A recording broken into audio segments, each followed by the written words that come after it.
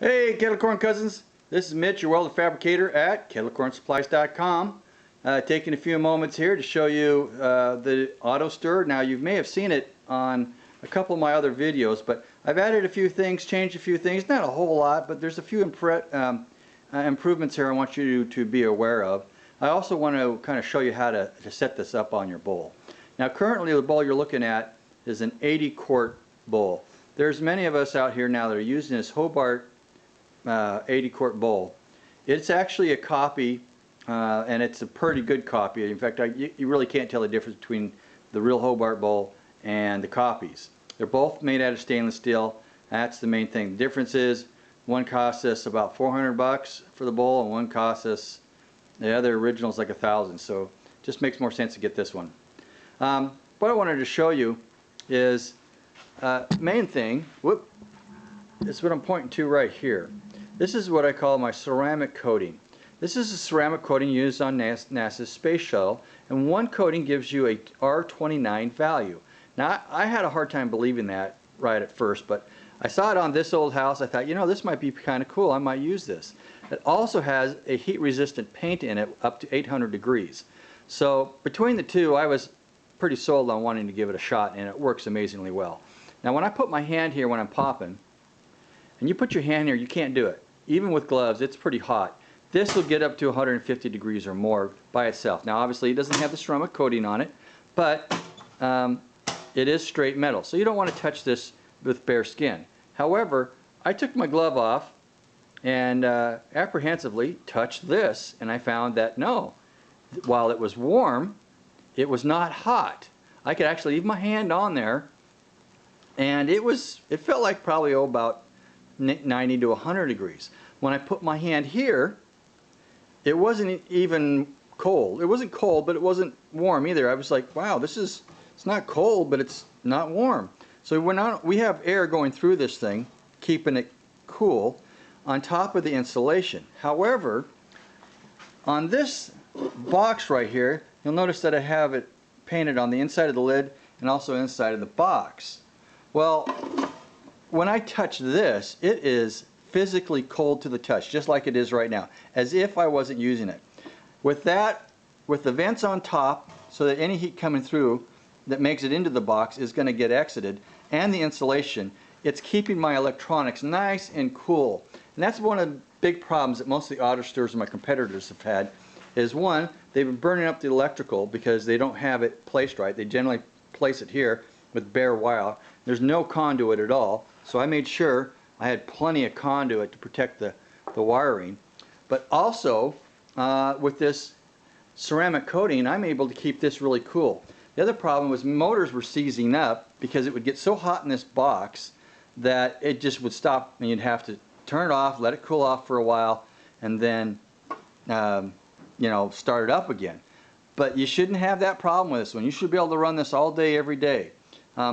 Time will tell for sure, but that's the impression I'm getting from my results and from my feedback from my customers. Now, what I want to show you is probably the biggest thing so far that I have to brag about, and that's this whip. The whip itself, you'll notice that the inside of the bowls have this little bump right here that you have to be able to negotiate and navigate when you got a whip. If it were flat, it would be much easier to deal with. You could just have one big long whip and it would stir the pot pretty well. However, that's not the case. I had to bend this by hand initially. Now I finally have a die that bends this almost perfectly, matching the inside of the bowl. So what I do is I get this adjusted in here. You'll notice that it has the spokes kind of coming out here holding this thing together so it doesn't flop around when you get it under pressure. You'll also notice I actually thought this was quite a good idea. I have a bicycle chain, and what this bicycle chain does is there's going to be corn that gets underneath here, and how do you deal with that? You got to stir it. Well, what this does is it drags around behind it and it knocks these kernels out of the way. So I'm going to turn it on just for a second so you can kind of see it work. Whoop, I didn't hook up my battery. Got to do that. And the funny thing about these batteries is if you hook it up backwards, it just goes in reverse. Doesn't hurt the motor. So there we go. All right, let's go back and turn this on. There we go. Now just watch a kernel in there for a few seconds, and you're going to notice it's moving that corn pretty good. Now as it pops, it'll even move it better. But you'll notice also that it's tight down here, and not as tight, but pretty close right there. Now when you get this, you're going to probably want to do some adjustments. So what I want to show you is how to do the adjustments and to get it set up on your popper. Alright, now hopefully I got that centered enough so you can see it. When I test this in the shop, sometimes they put this right up smack on the bottom and test it, and it seems to work pretty good. However, once in a while it's just a little bit too long, too short, and or usually too long, and I'll shim this here with some washers. So you could go up as high as you want or as low as you want and get the height of the adjusted perfectly. Now the problem with my competitors that I didn't care for was they have adjust on the inside. So you got a little Allen wrench there, or you have a little pinch bolt. The pinch bolts were coming out during your popping process, and it was also hard to actually get it just perfect. So, and they'll have you put a piece of cardboard underneath or something like that to get that dimension right or distance right, which works, but this works even better. You're keeping this out of the way. It also gives you a little bit more ventilation in here as you go up. But if this is too far, just take the washers out and drop it down a little lower. Or maybe you want to put a thinner washer in, either way. So that's what we have here. Now, when you actually take this out and you put it in the bowl, what you're going to do is you're going to center this, just look down the shaft, kind of eyeball it. You don't need to get too perfect. Just kind of look on the side, say, yeah, that's pretty close, that's pretty even. That's your starting point, okay? Now, once you get it eyeballed straight, you're going to turn it on. And as you turn it on, you're going to move it this way and this way. You're going to go back and forth and side to side. You're just going to kind of push it around because these aren't tight yet, right? These little bolts aren't tight. You get that just about where you want it, and then voila, you stop hearing the noise and the scraping. Then you got your adjustment on the height just right with the washers, which everything should be preset, but you know, everything's just a little different. I just want to make sure that you have some adjustability in that. Once you get it all set, turned on, you're ready to pop. There you go.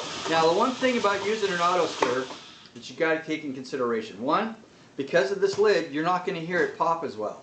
So that's another thing. The other thing is, because you have the lid on, the gases and the oils are evaporating and stopping at the lid.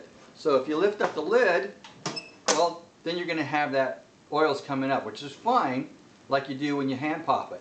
But if you don't and you leave it down, you're going to have more oil in your pot. Okay? So a good point is you want to use less oil, or a combination of less oil and lifting it up now and then to let the gases escape. Alright? This is something you're going to work out. Honestly, hand popping is better, but this sure saves your back, and by the end of the day you'll be glad you had it. And you can do a little higher volume as well.